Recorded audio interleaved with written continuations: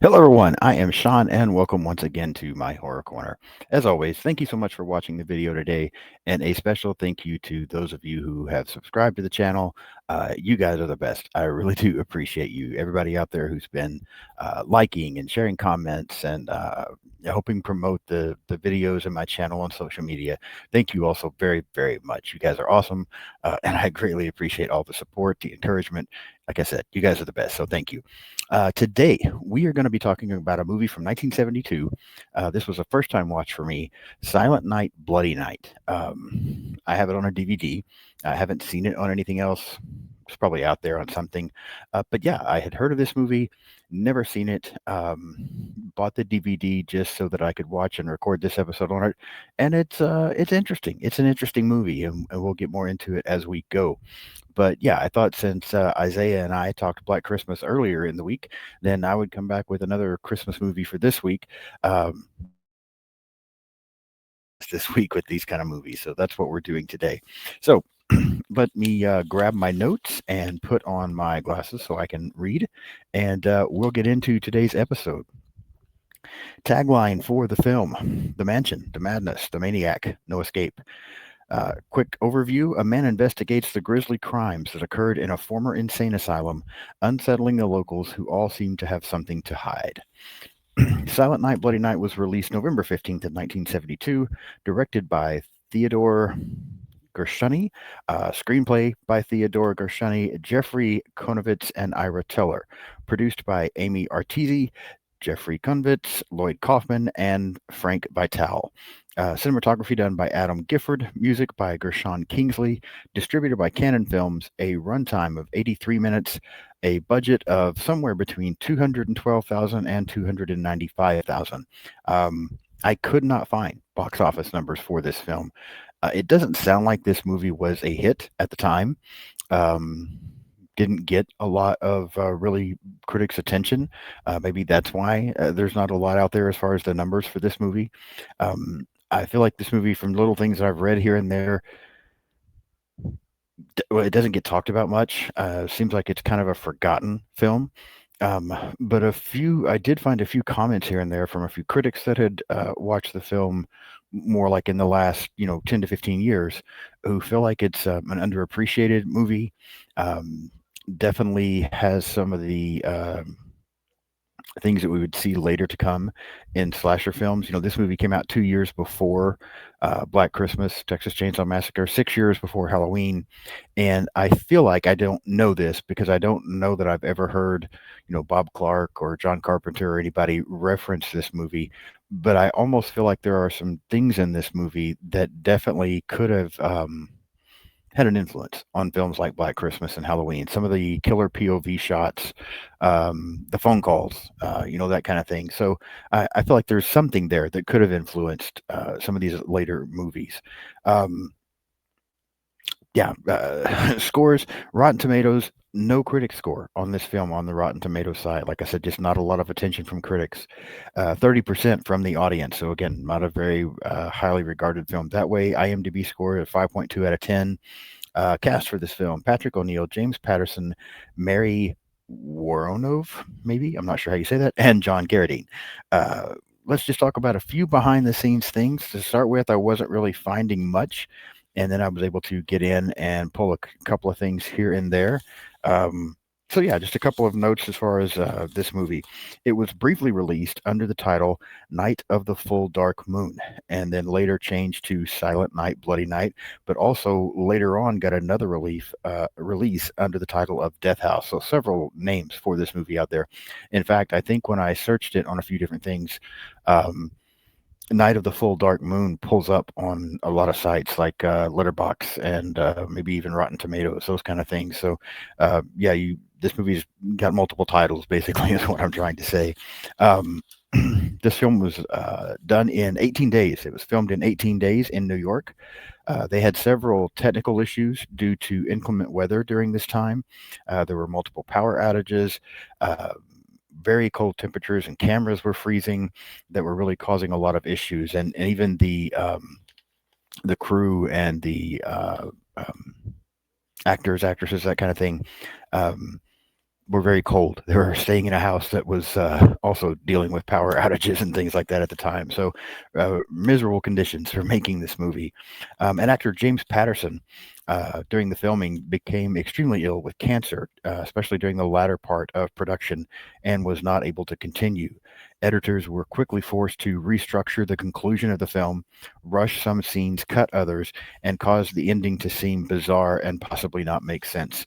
I will say, I'll talk about the cast and all here for a few moments and talk about that. I think you can see watching this film where they were having some of the issues that they were having. I definitely think it's there. You can tell because there are movies that are. This is definitely an older film when you watch it, which that's not a problem. I like a lot of older films. Isaiah and I, again, just a few days ago, talked about Black Christmas, and I absolutely love that movie. I'm a huge fan of the Universal monster movies, who are way older than this even. I still think an older movie can be uh, look absolutely incredible and be beautifully done. This one doesn't have that same aesthetic. It doesn't look as great. Um, Possibly because of a lot of these technical issues and things that they were having and the conditions that they were dealing with. Um, I don't feel like that the ending is hard to understand. I think it's pretty clear what's going on in this movie. Are there some strange things that happen here and there? Yes. There are some things that kind of make you wonder what the hell, but it's nothing that's so severe that it throws you off as far as what's really happening in the film. So I don't think the movie's hard to follow or hard to understand. Um, is the ending bizarre? I don't feel like it's bizarre, but it does seem a little rushed. The movie is less than an hour and a half long. Um, Possibly a few pacing issues here and there. It's not that I felt like the film drug, but maybe here and there a few pacing issues. But I just feel like the setup that we were getting throughout this whole thing was very rushed at the end. So you can definitely see where they had to do what we talked about, where the editors had to come in and change some things and rush some things. And I think that definitely shows as well in this film. But again, it doesn't make it hard to follow. Um, and I don't know that the ending really hurts the film. When I get to my rating at the end of this, I've got a pretty good idea of what I'm going to rate it, but we'll see if my mind changes while I talk about it and go through it with you guys. But yeah, so that's just a few notes and behind the scenes thing for this movie. Um, I don't feel like I know a lot of people who have seen this film. Um, there have been a couple of people that I've mentioned it to, and they've told me they know of it, but they haven't seen it. So yeah, I think it's worth a watch at least one time. Check it out, see what you think about it. Just don't have your expectations too high, but it's not a bad film. Um, so yeah, let's get to the plot and start to walk through this a little bit, and then we'll get to my overall rating of the film. So the opening of the movie, we get a woman kind of walking around some property and talking a little bit, and she's talking about a man that lived there, things that went on there, and we discover that the man that she's talking about, his name is Wilford, I believe. You'd think I would remember the first name, but Butler, I know. Yeah, Wilford Butler. Um, and she just kind of gives us a brief introduction into this property, but you don't know who she is, and you don't really know 100% what she's talking about. So they're just kind of setting this up. Um, but she does mention that she's visiting the place one last time. And then we get a shot of a man running out of this house, not while the woman's walking around. This is like a before thing, like it's showing you what took place. A man running out of this house, and he's on fire and falls to the ground. And then we get commentary from a coroner who says this death, Mr. Butler's death occurred, Wilford Butler's death occurred by burns from an accidental fire, and that no further investigation would be needed, and that this took place on December 24th of 1950, so Christmas Eve. This man died, and no further investigation needed to be done. Um, and we get into the credits. So that's kind of the opening of the film. Um, Nothing spectacular here. I think it's a decent setup. This is an interesting story, I will say. Um, I think I know there have been a few sequels, I believe, to this film here and there. Because I've seen the title, Silent Night, Bloody Night 2. I think at one point I saw a Silent Night, Bloody Night 5. So I'm assuming there's also a 3 and a 4. Um, This is an interesting plot. I'm curious what those sequels did. Did they really continue, or are they just using the same title? I don't know anything about this franchise, so I am kind of curious to look into that, and maybe at some point I'll review those. This is a movie, if it hasn't been completely remade, I would almost like to see that done, because I feel like this is one that could benefit maybe from um, a better budget, maybe some better graphics, not the technical issues that they were experiencing when they did this one. So yeah, it might be that way. But this beginning, again, it's nothing special, but it's a setup for storytelling.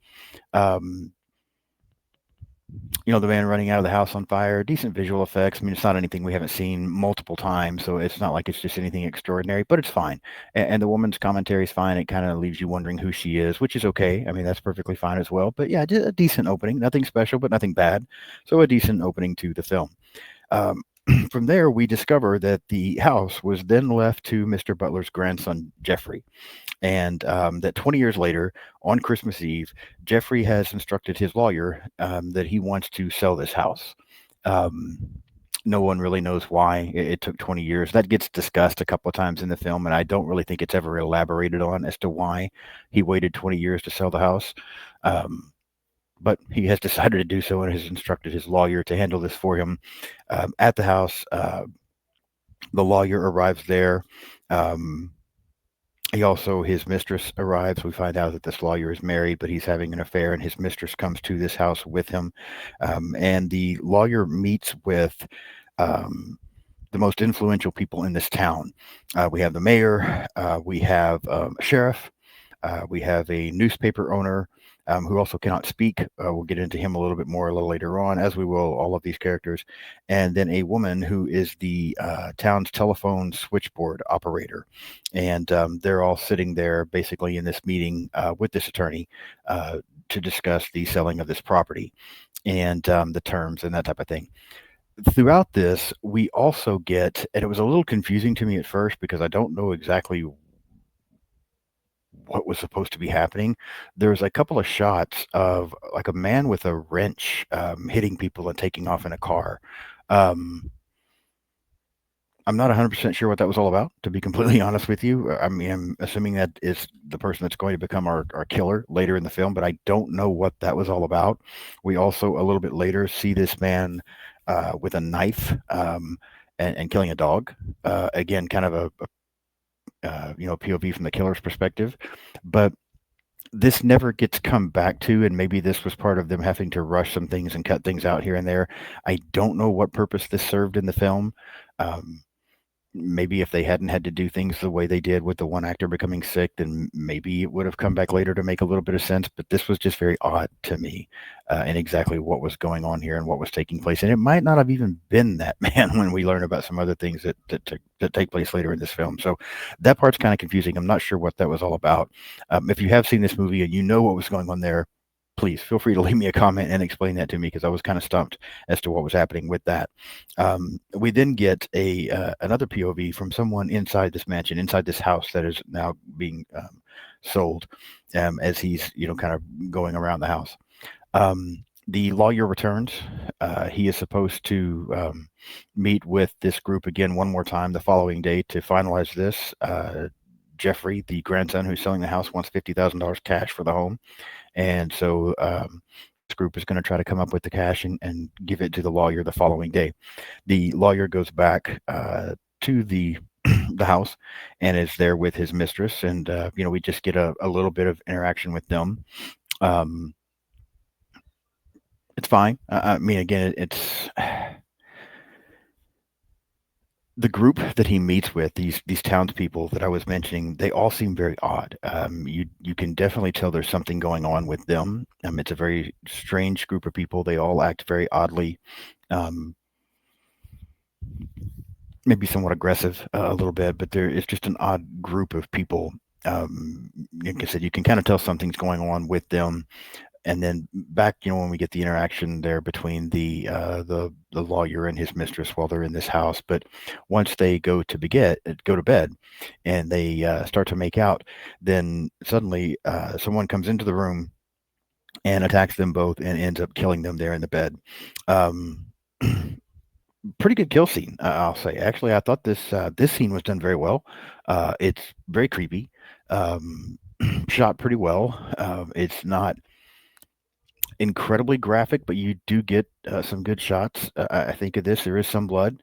And yeah, for again, for a 1970, what I say, two film, I'm sure it was a lot bigger deal back then, but yeah, this kill scene is actually pretty good. I liked this scene. Um, and kind of gives you what you are expecting from a slasher film here. Afterwards, this killer seems to put a Bible on a table, and it's never really explained where that comes from either. There was a scene prior to where the lawyer there in this house is sitting down at a piano, I believe, and there's a book there that's got a church song, and he plays the piano and sings this church song a little bit. It almost seems like there was supposed to be some kind of religious connotation in this film that, again, never gets followed up on.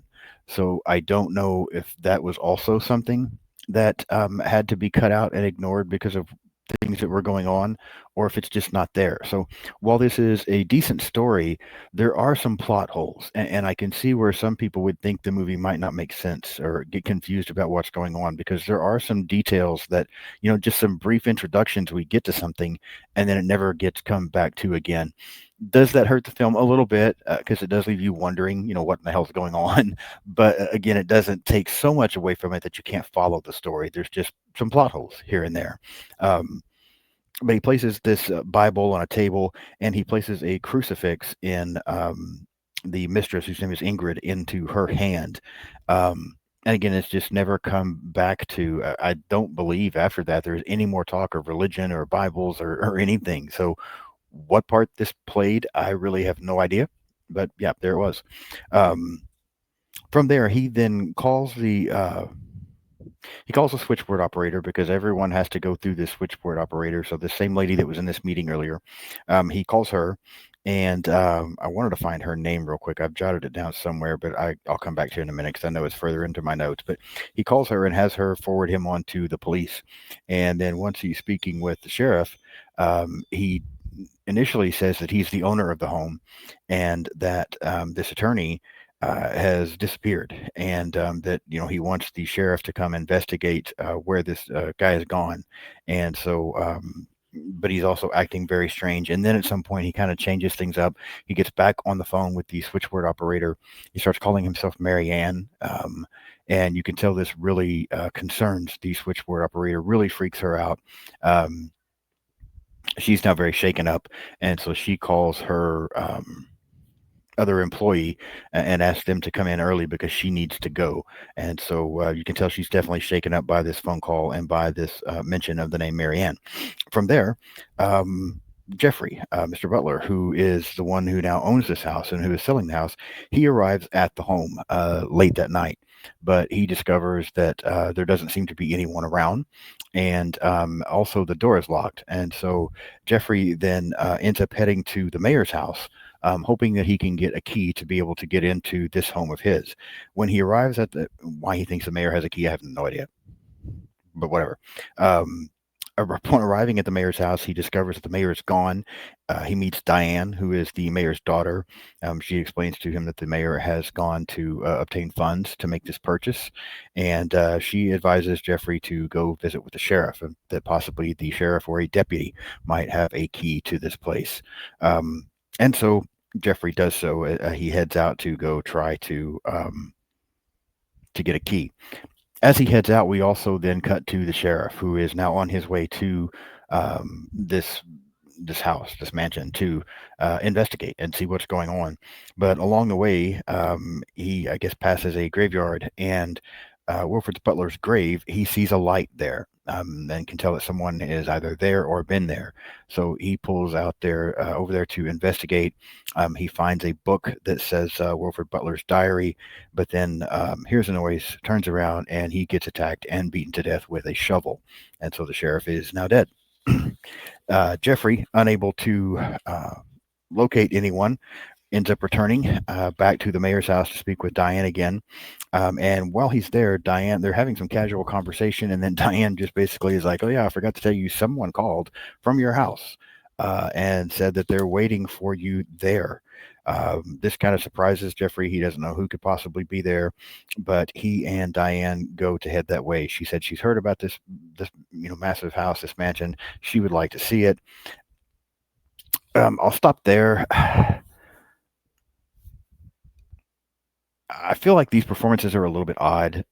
Really, the performance of the actor that played Jeffrey, and I don't know. I hate to say anything too negative because again, we found out or that he was battling cancer and became very ill during the filming of this movie. Perhaps that's what was throwing off his performance. He seemed like such a weird character to me, and I don't think he was supposed to be weird. So I feel like that was in the actor's performance, but I don't know if the performance was based on the actor's health or what was causing it. So I don't want to say that it was a terrible performance, but something was wrong, and it may have been his health. And if that's the case, it's very unfortunate.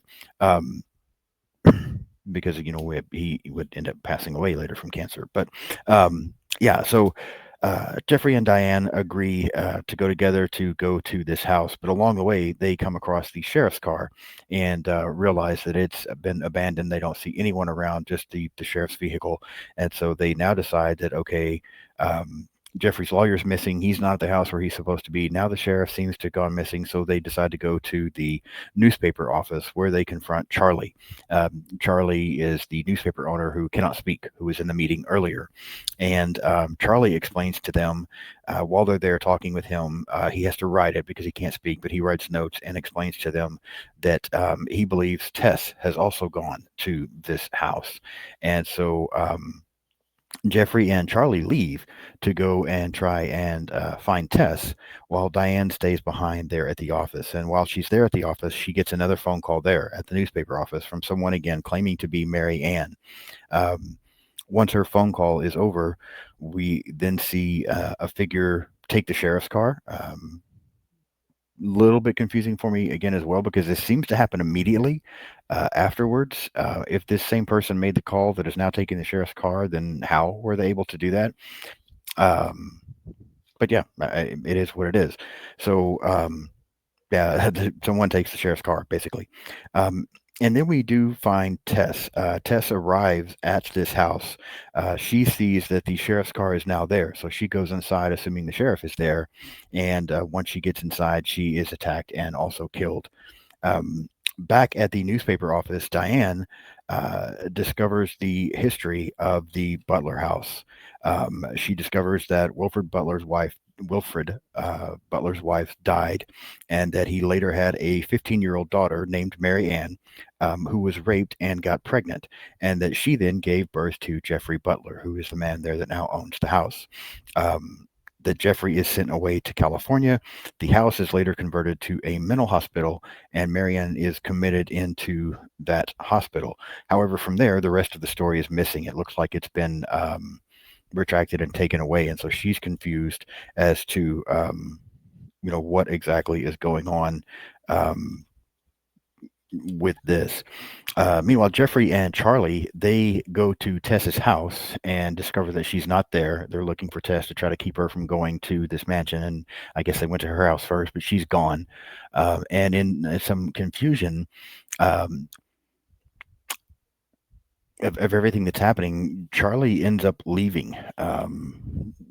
Just leaves Jeffrey there, but then somehow Jeff winds back up at the newspaper office. So again, a little bit of a plot hole there. Don't know exactly what just happened, but yeah, somehow Jeff ends up back at the newspaper's office, even though Charlie left him there. So I don't know, exactly what's happening there. But Jeffrey does come back to the newspaper office, and Diane then tells him the story and what she's found out, which confuses Jeffrey because he's always been under the impression that his mother died during childbirth. So he's very confused about who. That he's heard about these calls coming from someone named Mary Ann. He thought his mother died. He's discovered that Mary Ann is his mother, so maybe she's still alive. Maybe she's at this house. Jeffrey's just very confused by everything that's going on. And so Jeffrey and Diane decide to head to the mansion. Along the way, they come across Charlie's car, which we saw just a few minutes prior to them leaving is sitting on the side of the road on fire. They come across this car. They realize that Charlie's not there, and so they keep going. And it's very dark on the road, and they end up coming across Charlie. He's standing in the road, and unfortunately, Jeff ends up hitting Charlie with his car and knocking Charlie. Off into a ditch. As they pull over to go check on him, Jeffrey discovers that Charlie is dead, but that his hands have also been cut off. So someone had attacked him, cut off his hand, set his car on fire, and now, unfortunately, because Jeffrey has hit him with the car, Charlie is dead. Um, this seems to freak Diane out. She's very concerned now. And she's telling Jeffrey, "You killed him, you killed him." But they do go ahead and arrive back at the mansion. Diane stays in the car while Jeffrey goes inside. And from another room in the mansion, we see then that this, again, mysterious figure now calls the mayor and tells the mayor that, again, that this is Mary Ann and that everyone is at the house, including his daughter, and that he needs to come there. Um, Jeffrey, in looking around the house, he now finds this diary from Wilfred Butler, and he begins to read this diary. And in reading this, he discovers that it was actually Wilfred who got Mary Ann pregnant, and then ended up turning his home, inviting a lot of doctors to live in his home. They brought in patients, and the home was turned into a mental hospital. And that, yes, Mary Ann was admitted into this hospital. But then Wilfred became very upset with the way the doctors were handling things, the attention they were giving Mary Ann. He did not like the way things were going, and that he also felt like that these doctors were just very wealthy people who were just drinking all the time and just not doing anything that they needed to be doing with any of the patients. And so one night at this big dinner, um, they're all sitting around drinking, and Wilfred ends up leaving. And some of these doctors kind of pass out, that kind of thing. Uh, Wilfred goes and basically lets these patients free. And then we get a very creepy shot. This is actually a part of the movie that I could definitely see where um, it's pretty creepy. I can definitely see where somebody might even think it's terrifying because you get this shot of these mental patients wandering around outside, and they're all coming up with, they've got rakes, they've got pitchforks, they've got garden hoses, all kinds of weapons, and they end up entering the house and attacking and killing everyone there in the house. And in the process, they also end up killing Mary Ann. Wilfred gets away, and he then ends up staying in. He mentions in the diary that he's been staying in mental institutions and in prisons and that type of thing, anonymously. And so Jeffrey is reading all of this and finding out this story, and then we see that Wilfred then had been staying in all these places until learning that this house was now up for sale. And once finding out that his house was up for sale, he escaped from wherever he was at that time and was coming back to the home. Diane ends up coming inside. Jeffrey tells her the story, tells her everything that he has discovered in this diary, and he also tells her that these townspeople, the mayor, her father, the mayor, the sheriff, the switchboard operator, the newspaper man, that they were all actually inmates that lived in this mental institution. And once they broke out and killed these doctors and accidentally killed Mary Ann, they just basically got into this town and made it their own and assumed responsibilities and roles. And it's kind of a stretch here a little bit, and that's why I say there are some plot holes. You wonder how they were able to do that, but they did. So again, a little bit of a plot hole here, maybe hard to believe, honestly, and go along with. But again, not so much so that it takes you out of the story. Just a little odd that there's not really any explanation as to how they were able to do what they did. But yeah, it is what it is there, and that. Jeffrey believes that Wilfred is come back to seek vengeance for his daughter Mary Ann being killed. About that time, Jeffrey has also, we see that he's changed clothes. He's got on, and again, this is probably due to the actor being ill and them having to cut things out and rush things and reshoot things, because Jeffrey's whole persona has seemed to change. He's got on this different outfit. Just looks like he's trying to be very distinguished, and it's just very odd, again, because we don't know why. So there's more of your plot issues, like what is going on with him now. There also seems to be a part where Diane hands him a gun, and that again, I think came out of nowhere. I don't know where this gun came from, unless I missed something. But about the time this happens, the mayor arrives, and he also has a shotgun. And as the mayor comes in, he and Jeffrey end up opening fire on each other and killing each other. And of course, now Diana's freaked out because her father's been shot and killed. Jeffrey's been shot and killed.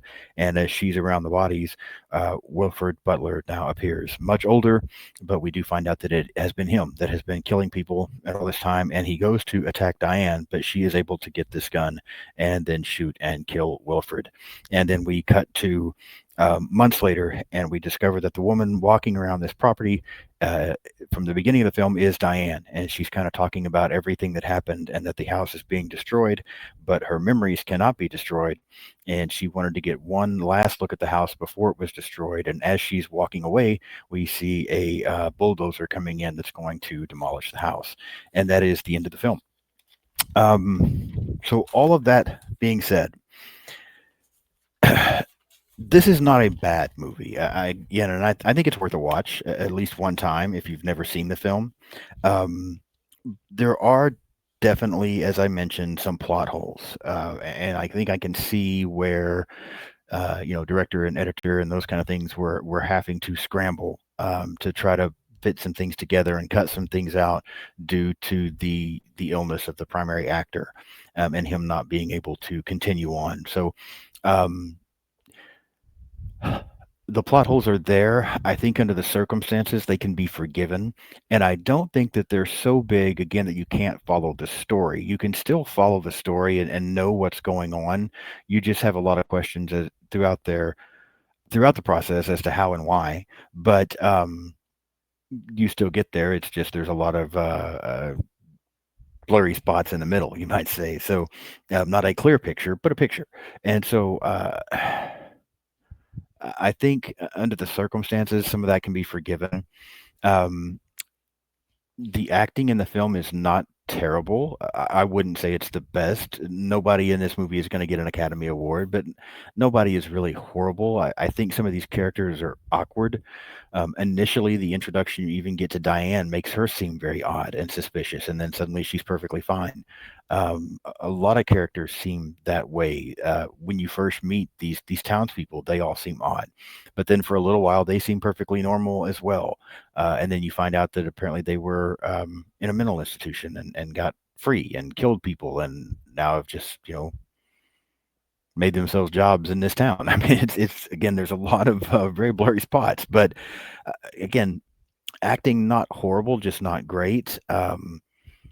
I didn't like the performance of James Patterson as Jeffrey, but again, because he was dealing with cancer and his health got very bad while shooting, it's understandable. So I think that some of the flaws this movie has, you can see why. When you look at the conditions that they were shooting in and all of the problems they were having with the bad weather and the equipment freezing and the power outages, your main star getting cancer and becoming very ill and not able to continue, you can see where there were a lot of problems making this film, and it definitely shows up in the film. Somewhat can give it a pass under the circumstances, but it's still it does make it maybe not as good as it could have been, had those things not been occurring, had they not had the equipment issues, had Mr. Patterson been healthy. So a lot of holes here and there that could be better, and that's why I said a remake might be interesting, because I think the overall plot and story of the film is pretty good. We just have a lot of bumps in the road and holes throughout there because of the way things were done. And so I don't think that anybody in particular is at fault and can be blamed, but at the same time, it does take away from the film overall a little bit. So on my rating on a scale of 1 to 10, again, not a bad movie. It's not horrible, but it's not great either. It's just very middle of the road. I think I will give Silent Night, Bloody Night. I'll I'll give it a 6 out of 10. Again, it's not a bad movie. It's just not a great movie, and there's a lot of reasons probably why it probably could have been much better under different circumstances. So, but yeah, definitely worth a one-time watch if you haven't seen it. I think you should check it out. Um, if you have seen it, then leave me some comments. Let me know what you think about this film. If you haven't seen it, go watch it and then come back and leave me a comment. But please hit that like button. I really appreciate all the views that I'm seeing, but I want to see more people hit the like button. So hit that like button for me. I love the interaction. So leave me some comments. Let me know what you think about this film.